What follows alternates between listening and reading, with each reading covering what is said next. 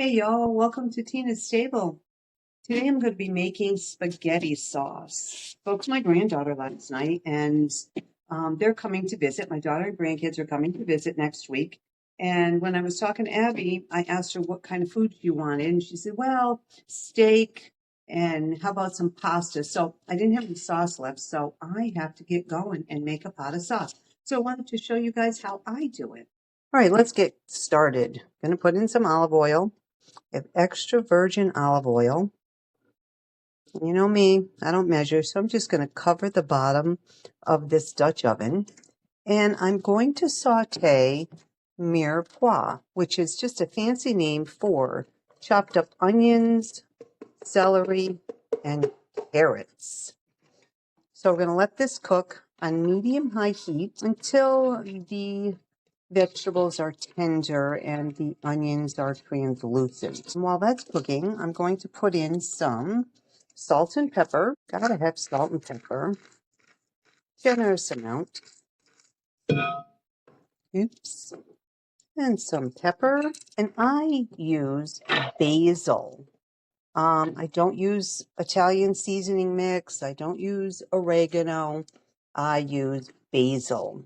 I think it gives the sauce much better flavor. That's just my opinion. Gotta put enough in so that you can taste it. I add a little bit more olive oil. All right, so we're gonna let this cook for a few minutes on medium to high heat. Okay, so the mirepoix has cooked for about 5 minutes. I'm going to take it off of the direct heat, and then I'm going to put this mixture in my magic bullet because I'm going to make a puree out of it. Okay, so here's the pureed onions, carrots, and celery. Now, if you don't have a magic bullet, you can use a blender, and I think this works best. It's just a puree. And then that's going to go into the sauce. So while that is just setting aside to cool down, I'm taking a couple of little steaks and I'm going to brown these in my Dutch oven. Okay, now that the puree is done, I'm cooking a couple of little chuck steaks in the same pan that I cooked them with the chopped up carrots, onions, and celery in. And I'm just going to brown them. It takes a couple of minutes. Look how nice they look. And I've seasoned them generously with salt and pepper. We're going to let these cook for a few minutes. Smells good. And they don't have to cook all the way through because they're going to finish cooking in the sauce.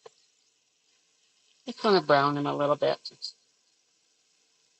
Okay, so the meat is nicely browned. I'm going to just take it off the heat.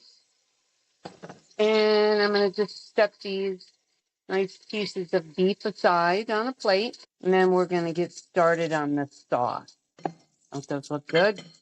All right, use the same pan. You don't need to drain anything. I have it on medium-high heat. And I've always used this recipe for my sauce, 2 cans of tomato sauce. And I like the Hunt's brand. And it's cooking a little bit too fast for my liking. Let's take it off of the heat. And forgot to turn down the stove. All right, so we have 2 cans of tomato sauce.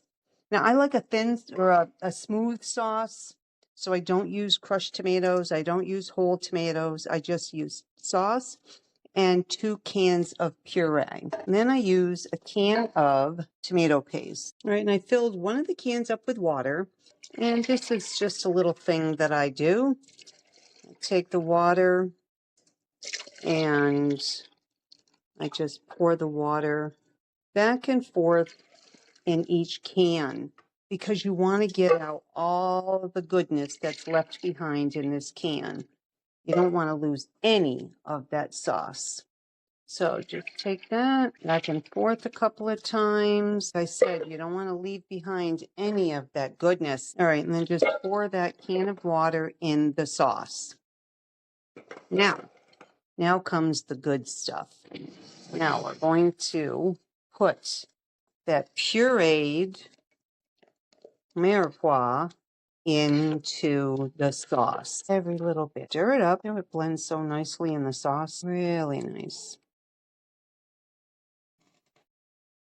Now I'm going to add in some more salt and pepper to taste, and then I'm going to put in some garlic, granulated garlic powder, and then I'm going to put in some more basil. I'm not going to put in any onion powder because you have the onions that were in the mirepoix.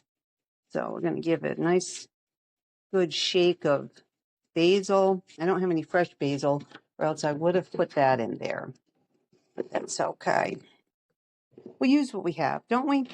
Use what we have. So we're going to stir this up. It's on medium heat. Smells good. Then I am going to put those pieces of beef into the sauce, and it's going to cook the rest of the way.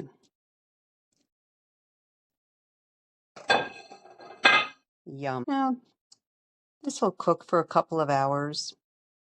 You don't want it to burn. Stir it occasionally. And then taste it and see if you need anything else. If you need any additional salt. I put enough garlic in there, so I don't think it's going to need any extra garlic. But just test it out and see if it's going to need some extra salt. Okay, that's it for the spaghetti sauce preparation. It's on the stove. I put the lid on the Dutch oven. I'm going to let it cook for a couple of hours. I'm going to taste it in a little while and see if it needs any additional salt or any additional seasonings. And then I'm going to put it over a little bit of pasta for tonight's dinner. And yes, I will be saving some for Abby for when they get here. And just remember, there's always room for an extra chair at Tina's table. Bye. Here it is, everyone. So good.